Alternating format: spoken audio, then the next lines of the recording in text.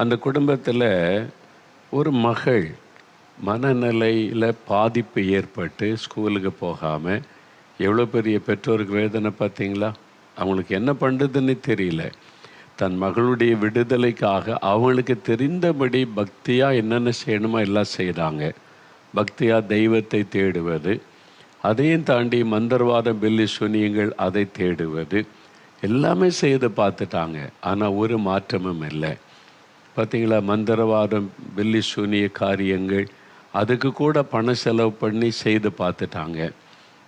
விடுதலை இல்லை.